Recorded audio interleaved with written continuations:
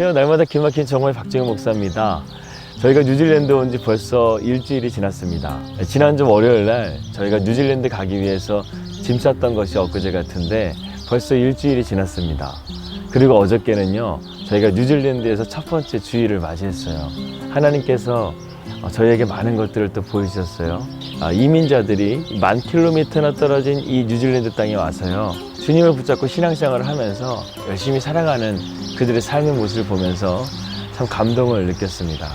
또 이곳에서 목회하시는 목사님들이 정말 열심히 목회하시면서 이민자들을 사랑으로 품고 가시는 것들을 보면서도요, 참 많은 것들을 깨닫게 되는 시간이 되었습니다.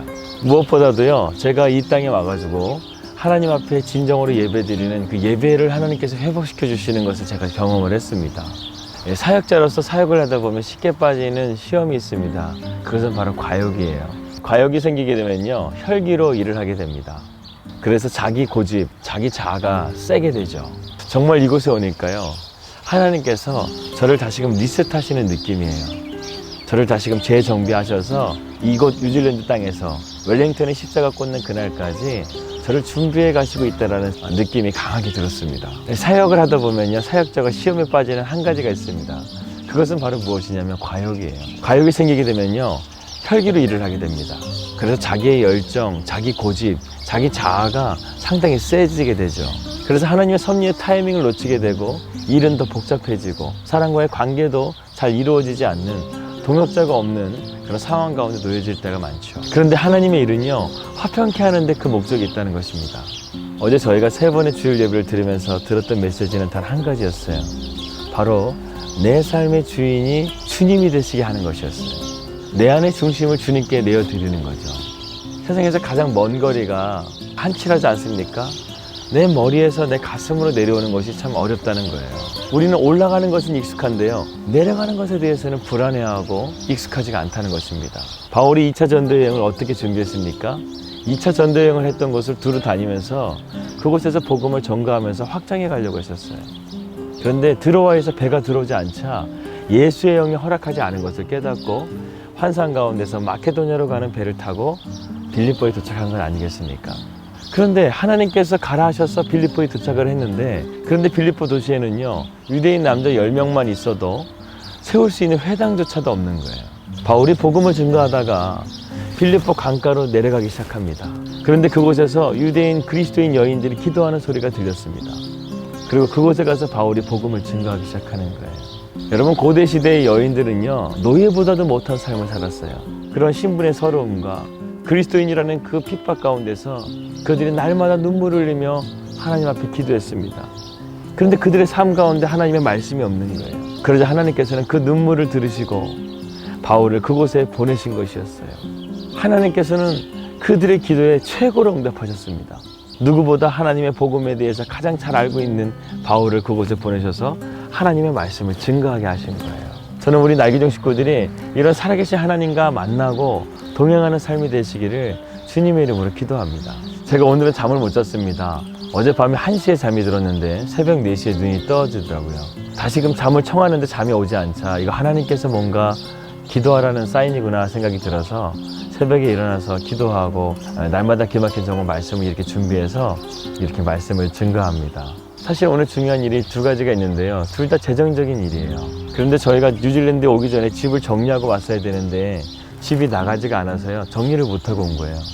그래서 이 문제를 풀어가기가 좀 어려운 상황 가운데 있습니다. 근데 하나님께 새벽에 일어나서 저를 기도하게 하시는 거예요. 기도하고 나서 갑자기 제가 뱅킹을 통해서 제 통장 계좌를 좀 이렇게 확인을 한번 해보고 싶어서 봤는데, 분명히 제가 어제까지만 확인해더라도 들어와 있지 않는 돈이 들어와 있는 거예요. 그것은 오늘 저희가 2가지 일 중에 1가지 일을 해결할 수 있는 금액이 정확하게 들어와 있는 거예요. 그런데 그 날짜를 보니까 정확하게 저희가 오기 일주일 전에 그 금액이 들어와 있었던 것이었어요. 그런데 아침에 새벽에 일어나서 그 통장을 확인하니까 그 통장에 그 금액이 들어와 있는 것을 보게 되었습니다.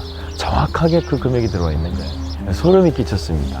하나님께서 저희가 뉴질랜드에 도착하기도 전에 그 금액을 입금해 주셨던 거예요.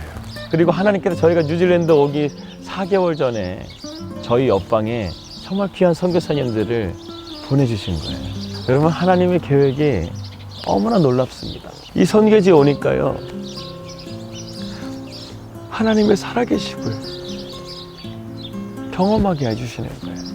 정말 제가 알고 있었던 그 하나님의 깊이와 넓이를 하나님께서 확장시켜 주시는데요. 얼마나 벅찬지 모르겠습니다. 사랑하는 여러분, 우리 하나님 살아계신 하나님이십니다. 여러분 그것을 믿으셔야 돼요. 한 주가 새롭게 시작이 되었습니다.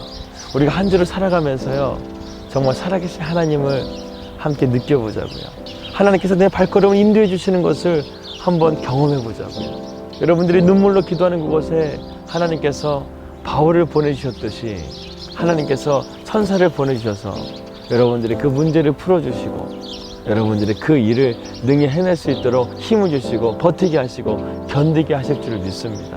지금 당장 내 뜻대로 내 상황이 풀리지 않는다 할지라도 주님을 내 삶 가운데 주인으로 모시고 살아갈 수 있다고 한다면 주님은 길과 진리와 생명이 되셔서 저와 여러분의 삶을 복되게 인도해 주실지를 믿습니다. 우리 주님을 의지하면서 믿음으로 나아가는 우리 날마다 기막힌 정원 식구들 되시기를 주님의 이름으로 기도합니다. 제가 어저께 교회에 갔는데요, 교회에 이런 문구가 하나 있더라고요. 무슨 문구냐면 With God, nothing is impossible, 이런 문구가 있었습니다. 여러분, 하나님이 함께 하시면 불가능은 아무 문제가 되지 않습니다. 아무것도 아니에요. 오늘 저와 여러분에게도 주님께서 아나블레포, 우리의 영적인 눈을 열어주셔서 주님이 내 삶을 선하게 인도해 주시는 그 주님의 손을 바라볼 수 있는 저와 여러분들이 되시기를 주님의 이름으로 기도합니다. 하나님 아버지, 우리에게 아나블레포의 눈을 허락하여 주셔서 주님을 바라보고 믿음의 길을 걸어갈 수 있도록 인도하여 주십시오. 오늘도 믿음의 발걸음을 주님과 함께 한 걸음 한 걸음 걸어갈 수 있도록 인도하여 주십시오. 예수님의 이름으로 기도했습니다. 아멘. 오늘 저희가 두 가지 중요한 일이 있습니다. 그 문제를 주님의 섭리 안에서 잘 풀어갈 수 있도록 여러분 기도해 주시고, 오늘도 주님의 그 섭리 안에서 어떻게 우리를 또한 인도하실까, 우리를 놀라게 하실까, 그러한 기대감을 가지고 믿음으로 나아갈 수 있도록 기도 부탁드리겠습니다. 저희도 날마다 기막힌 정오 식구들을 위해서 늘 도구하며 기도하고 있습니다. 오늘도 믿음 안에서 승리하십시오. 내일 뵙겠습니다.